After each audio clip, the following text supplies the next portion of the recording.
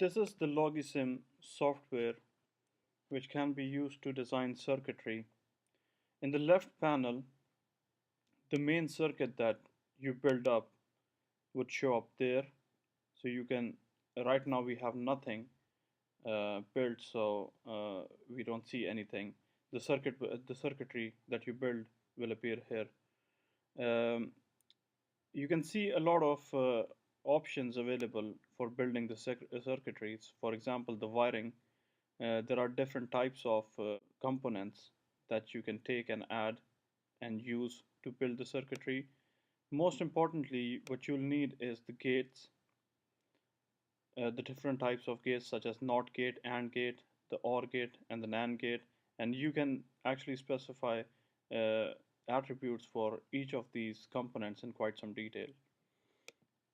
You also have the plexers, which you can use uh, during your assignments for this course.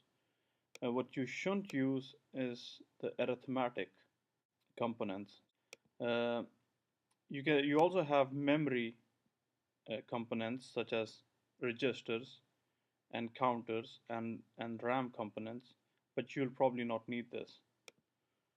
Uh, Similarly, you have input output, which you don't really need, and then you have some editing and testing tools. So I'll quickly give you an example of how to build a demultiplexer from the basic components. So we take an AND gate and we set the number of input bits to 2. We copy the AND gate. Then what we need is an input bit. So we can connect the input bit there to one of the interfaces of the AND gate and there, which is the input interface to the second AND gate. So we can actually label each of these AND gates as A and B just for the ease of use. And then what we can do is actually have a selector bit to route the output to the output of A or to the output of B. So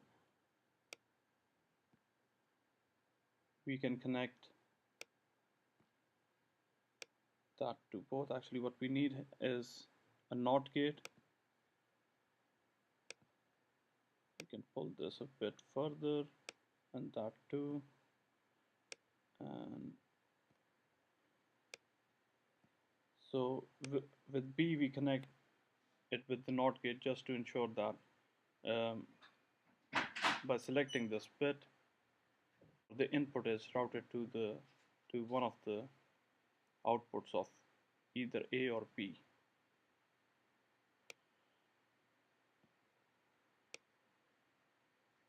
So those are the output lines, and that is the status of the output. So once we have that, we can actually test the circuit by using the poke tool. So we set this to 1, and you see that the input is routed to the output of B. By using this bit, which is the select bit, we can route the output to that of A, and you see that the output of B is now disabled. So this is a simple example of a demultiplexer. And to make this a bit more comprehensive, we can actually label this as input and this one as selector bit, and these two are of course the output of the demultiplexer.